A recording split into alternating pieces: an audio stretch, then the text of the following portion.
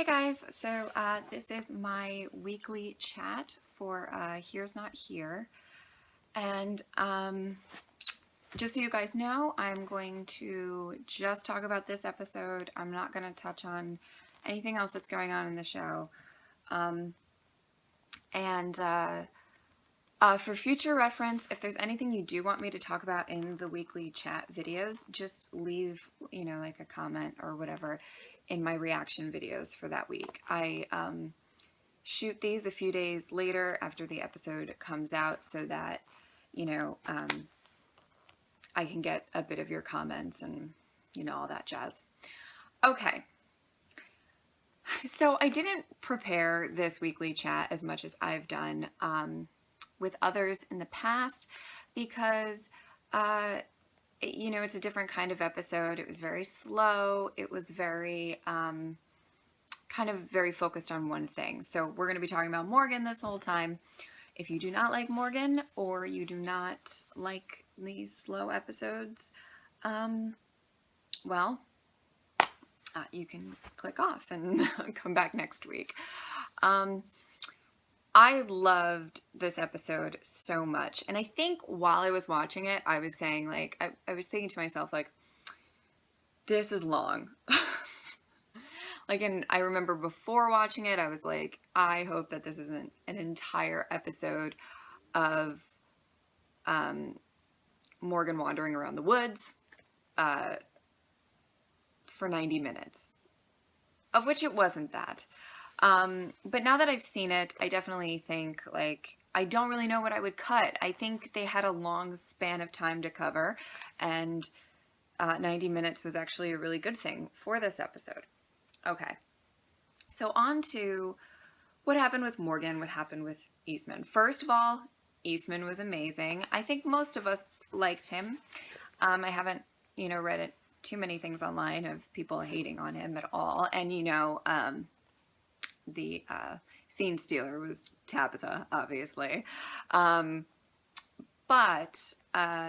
Eastman, I loved his character. I love it when a show can introduce a character for one episode and make you really feel for the guy, fall in love with it. He's just such a good character. He just wanted to make cheese. I thought his backstory was insane. I loved it. I didn't love that happened. It was horrifying, but I loved that, he kind of went through some of the terrible things that other people went through earlier on. And I think the apocalypse was a different scenario for him than it was for everybody else. He lost everything before the apocalypse. So, now he's just kind of, I don't really want to say just surviving, but, he got that perspective after, which I think most of the other characters on the show get lost, specifically Morgan. When we saw him in Clear, I think he has some sort, he feels guilt, whether or not we as an audience believe that he is at fault for Dwayne's death. I think that can be debated. But he feels that he's at fault. He is the reason. It's one thing to have these terrible things happen to you. It's another thing to think that you're the cause of the terrible things that happen to you. So I thought that was a really interesting perspective as the episode went on. Okay. So, the whole point of the episode, to me, is to show how Morgan, got where he was. Got to this point where he doesn't kill humans anymore. And as much as it was touching and heartbreaking, especially with Eastman's story, he has to kill people. He has to, in order to survive. I think we're going back to the fact that he didn't shoot his wife or the Walker version of his wife, and she killed Dwayne. I mean, I feel like he should maybe grasp onto that experience. I think there's something very similar, like a parallel to Morgan being in the cell with Eastman and this wolf being there with Morgan. But the difference is Morgan was somebody who was traumatized because he, I don't know, how am I going to say this?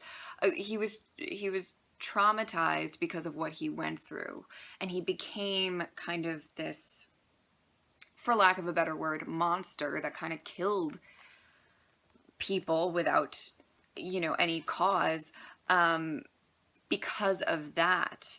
Now, that could be the same with this wolf. You know, we don't know his backstory. We don't know what the fuck happened to him. But I think there's something that he is evil. I think we're supposed to go back to the point where Eastman said, talking about the guy that killed his family, and said, that guy's evil. That guy is like completely evil. And I, you know, and look what the guy did. He came and killed his whole family. I think that that's what we're supposed to take from this. You know, the wolf said, I mean, I'm not verbatim because I don't remember exactly, but he basically was like, I'm going to kill the kids. Like, I'm going to get free. I'm going to kill that person. I'm going to kill that person. I'm going to kill the babies. Oh, if you lay one hand on Judith, sir, I will not be pleased. But I don't know how to take the ending of the episode.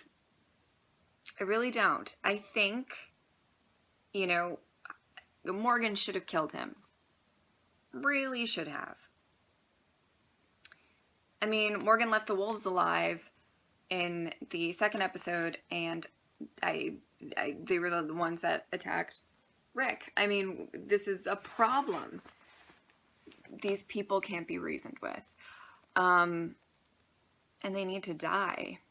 So I think it's going to be interesting going forward and seeing where this wolf is going to, what's going to happen with him. I know if he gets out, something terrible is going to happen. And I really hope that he doesn't really hurt someone. What I really hope for, hopeful prediction, is that, you know, Carol will find him and just be like, oh, a random wolf. Thank you. And just shoot him in the head. That'd be nice. That would be very helpful. Carol, please. But yeah, that's about all I really wanted to talk about. This is a shorter video than normal. I don't really, the next episode I think is supposed to be Alexandrian centric. I know they showed a lot of Jesse, but I think we might be dealing with the fact of the Alexandrians finally saying, okay, we need to learn how to defend ourselves. Hopefully, that's what I'm hoping for. Not that, I mean, I think a lot of them are going to die anyway. You know, too little, too late. However, I think it'll be interesting to see them finally say, like, oh, well, maybe we should actually, like, learn how to defend ourselves so we don't get chopped into little bits and pieces. Yeah, so thanks for watching. Enjoy your weekend, guys, and I will see you at the next reaction video. Bye.